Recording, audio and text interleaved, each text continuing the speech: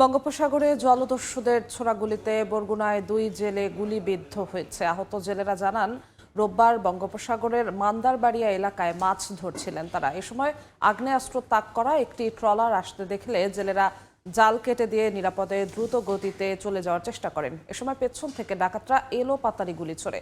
এতে গুলিবিদ্ধ হন 2 জন। পরে তাদের উদ্ধার করে একজনকে মহিপুরে এবং অপরজনকে পাথরঘাটা উপজেলা স্বাস্থ্য কমপ্লেক্সে ভর্তি করা হয়।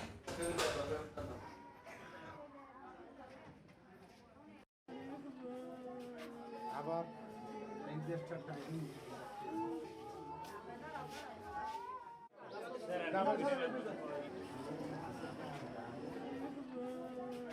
আবার এই দেশটা টাইম